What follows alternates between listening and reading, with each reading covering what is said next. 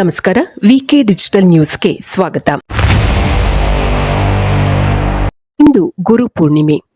ರಾಜ್ಯದಾದ್ಯಂತ ಗುರು ಪೂರ್ಣಿಮೆಯನ್ನು ಶ್ರದ್ಧಾಭಕ್ತಿಗಳಿಂದ ಆಚರಿಸಲಾಗುತ್ತಿದೆ. ಗುರು ಪೂರ್ಣಿಮೆಯ ಪ್ರಯುಕ್ತ ಮಂತ್ರಾಲಯದಲ್ಲಿ ಸಾಗರೋಪಾದಿಯಲ್ಲಿ ಭಕ್ತರು ರಾಯರ ದರ್ಶನಕ್ಕಾಗಿ ಆಗಮಿಸಿದ್ದಾರೆ. ಮಂತ್ರಾಲಯದ ಶ್ರೀ ರಾಘವೇಂದ್ರ ಸ್ವಾಮಿಗಳ ಮಠದಲ್ಲಿ ಗುರುವಾರ ಗುರು ಪೂರ್ಣಿಮೆಯನ್ನು ವಿಜೃಂಭಣೆಯಿಂದ ಆಚರಿಸಲಾಗಿತ್ತು. ಮಠಾಧಿಪತಿ ಶ್ರೀ ಸುಬುಧೇಂದ್ರ ತೀರ್ಥರು ಶ್ರೀ ಗುರು ರಾಘವೇಂದ್ರ ಸ್ವಾಮಿಗಳ ಮೂಲ ಬೃಂದಾವನಕ್ಕೆ ವಿಶೇಷ ಪೂಜೆ ಸಲ್ಲಿಸಿದರು. ಬೆಳಗ್ಗೆಯಿಂದಲೇ ಮಠದಲ್ಲಿ ಧಾರ್ಮಿಕ ವಿಧಿವಿಧಾನಗಳು ನೆರವೇರಿದವು. ರಾಯರಿಗೆ ಪೂಜೆ ಸಲ್ಲಿಸಲು ಹಾಗೂ ದರ್ಶನ ಪಡೆಯಲು ಗುರುವಾರ ಭಾರೀ ಸಂಖ್ಯೆಯಲ್ಲಿ ಭಕ್ತ ಸಾಗರ ಹರಿದು ಬಂದಿದೆ.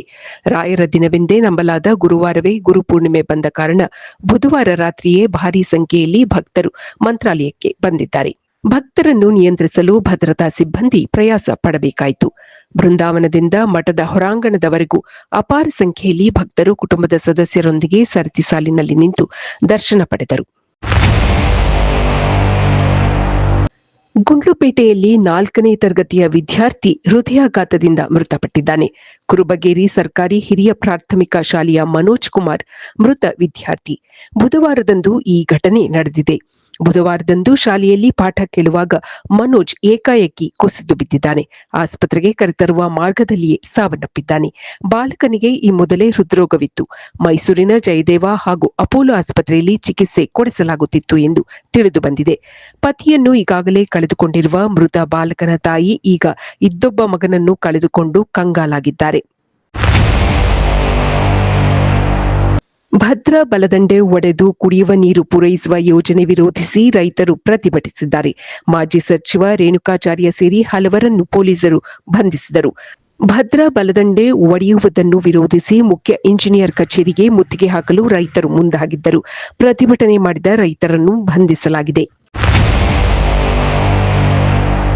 ಚಾಮರಾಜನಗರ ಜಿಲ್ಲೆಯ ಪ್ರಸಿದ್ಧ ಚಾಮರಾಜೇಶ್ವರ ದೇವಸ್ಥಾನದಲ್ಲಿ ಇಂದು ಅದ್ಧೂರಿ ರಥೋತ್ಸವ. ಆಷಾಢ ಮಾಸದಲ್ಲಿ ನಡೆಯುವ ಏಕೈಕ ತೇರು ಎಂಬ ವಿಶೇಷತೆ ಈ ರಥೋತ್ಸವಕ್ಕಿದೆ. ರಥೋತ್ಸವದ ತಯಾರಿಗಳು ಮುಗಿದಿದ್ದು ಜನರು ರಥೋತ್ಸವದ ಸಡಗರದಲ್ಲಿದ್ದಾರೆ. ಆಷಾಢ ಮಾಸದಲ್ಲಿ ಚಾಮರಾಜೇಶ್ವರ ದೇವಸ್ಥಾನ ಉದ್ಘಾಟನೆಯಾಗಿದೆ. ಹಾಗಾಗಿ ಆಷಾಢದಲ್ಲಿಯೇ ದೇವರ ರಥೋತ್ಸವ ನಡೆಯುತ್ತದೆ.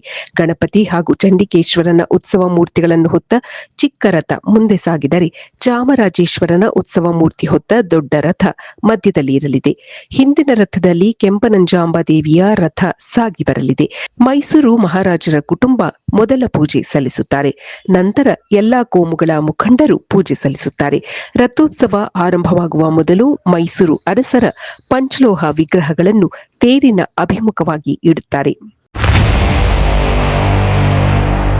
ರಾಜಸ್ಥಾನದಲ್ಲಿ ಫೈಟರ್ ಜೆಟ್ ಒಂದು ಪತನಗೊಂಡಿದೆ. ರಾಜಸ್ಥಾನದ ಚುರು ಜಿಲ್ಲೆಯಲ್ಲಿ ಬುಧವಾರ ಈ ಫೈಟರ್ ಜೆಟ್ ನೆಲಕ್ಕೆ ಬಿದ್ದು ಬೆಂಕಿ ಹತ್ತಿಕೊಂಡಿದೆ. ಅವಘಡದಲ್ಲಿ 2 ಪೈಲಟ್ಗಳು ಸಾವನ್ನಪ್ಪಿದ್ದಾರೆ. ಭಾರತೀಯ ವಾಯುಪಡೆಗೆ ಸೇರಿದ್ದ ಈ ಜಾಗ್ವಾರ್ ಯುದ್ಧ ವಿಮಾನದ ಪತನಕ್ಕೆ ಕಾರಣವೇನು ಎಂಬುದು ತಿಳಿದಿಲ್ಲ. ಕಾರಣವನ್ನು ತಿಳಿಯಲು ತನಿಖಾ ಸಮಿತಿ ರಚಿಸಲಾಗಿದೆ. ಯುದ್ಧ ವಿಮಾನದಲ್ಲಿದ್ದ 2 ಪೈಲಟ್ಗಳು ಸಾವನ್ನಪ್ಪಿದ್ದು ನಾಗರಿಕ ಆಸ್ತಿಪಾಸ್ತಿಗೆ ಧಕ್ಕೆಯಾಗಿಲ್ಲ. ಯಾವ ನಾಗರಿಕರು ಮೃತಪಟ್ಟಿಲ್ಲ ಎಂದು ವಾಯುಸೇನೆ ತಿಳಿಸಿದೆ. ಕೃಷಿ ಭೂಮಿಯಲ್ಲಿ ಬುಧವಾರ ಮಧ್ಯಾಹ್ನ 1:25ಕ್ಕೆ ಈ ವಿಮಾನ ನೆಲಕ್ಕೆ ಉರುಳಿದೆ. ಗುಜರಾತ್ನ ವಡೋದರ ಜಿಲ್ಲೆಯಲ್ಲಿ 4 ದಶಕಗಳಷ್ಟು ಹಳೆಯದಾದ ಗಂಭೀರ ಸೇತುವೆ ಬುಧವಾರ ಬೆಳಗ್ಗೆ ಕುಸಿದ ಪರಿಣಾಮ 2 ಮಕ್ಕಳು ಸೇರಿದಂತೆ 10 ಮಂದಿ ಮೃತಪಟ್ಟಿದ್ದಾರೆ. ಇತರ 9 ಜನರನ್ನು ರಕ್ಷಿಸಲಾಗಿದೆ. ಜಿಲ್ಲೆಯ ಪಾದಾರ ನಗರದಲ್ಲಿ ಮಹಿಸಾಗರ್ ನದಿಯ ಮೇಲೆ ಈ ಸೇತುವೆಯನ್ನು ನಿರ್ಮಿಸಲಾಗಿತ್ತು.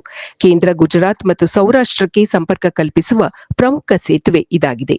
ಬುಧವಾರ ಬೆಳಗ್ಗೆ 7:30 ಸುಮಾರಿಗೆ ಸೇತುವೆಯ 10 ರಿಂದ 15 ಮೀಟರ್ ಉದ್ದದ ಸ್ಲ್ಯಾಬ್ ಕುಸಿದು ಈ ದುರಂತ ಸಂಭವಿಸಿದೆ. ಈ ವೇಳೆ ಸೇತುವೆ ಮೇಲೆ ಸಾಗುತ್ತಿದ್ದ ಕೆಲವು ವಾಹನಗಳು ನದಿಗೆ ಬಿದ್ದಿವೆ. ಸೇತುವೆ ಕುಸಿದ ಪರಿಣಾಮ 2 ಟ್ರಕ್, 2 ವ್ಯಾನ್ಗಳು, 1 ಆಟೋ ರಿಕ್ಷಾ ಮತ್ತು 1 ದ್ವಿಚಕ್ರ ವಾಹನ ಸೇತುವೆಯಿಂದ ಕೆಳಕ್ಕೆ ನದಿಗೆ ಉರುಳಿದವು. ಬೀಳುವ ಹಂತದಲ್ಲಿದ್ದ 2 ಇತರ ವಾಹನಗಳನ್ನು ರಕ್ಷಿಸಲಾಯಿತು. ನದಿಗೆ ಬಿದ್ದ ದ್ವಿಚಕ್ರ ವಾಹನದಲ್ಲಿದ್ದ 3 ಈಚಿಕೊಂಡು ಸುರಕ್ಷಿತವಾಗಿ ಪಾರಾಗಿದ್ದಾರೆ. ಸೇತುವೆ ಕುಸಿತಕ್ಕೆ ಸಂಬಂಧಿಸಿದಂತೆ ತನಿಖೆ ನಡೆಸಿ ವರದಿ ಸಲ್ಲಿಸುವಂತೆ ಗುಜರಾತಿನ ಮುಖ್ಯಮಂತ್ರಿ ಭೂಪೇಂದ್ರ ಪಟೇಲ್ ಸೂಚಿಸಿದ್ದಾರೆ. ಪ್ರಧಾನಿ ನರೇಂದ್ರ ಮೋದಿ ಅವರು ದುರಂತದಲ್ಲಿ ಮೃತಪಟ್ಟವರ ಕುಟುಂಬಗಳಿಗೆ ಸಾಂತ್ವನ ಹೇಳಿದ್ದಾರೆ. ಇದು ಈವರೆಗಿನ ಸುದ್ದಿಗಳು. ಮತ್ತಷ್ಟು ಸುದ್ದಿಗಳಿಗಾಗಿ ನೋಡ್ತಾ ಇರಿ ವಿಕೆ ಡಿಜಿಟಲ್ ನ್ಯೂಸ್. ವೀಕ್ಷಕರೇ, ವಿಕೆ ಡಿಜಿಟಲ್ ನ್ಯೂಸ್ ಯೂಟ್ಯೂಬ್ ಚಾನಲ್ ಅನ್ನು ಲೈಕ್ ಮಾಡಿ, ಸಬ್ಸ್ಕ್ರೈಬ್ ಮಾಡಿ ಮತ್ತು ಹೆಚ್ಚಿನ ಜನರಿಗೆ ಶೇರ್ ಮಾಡಿ.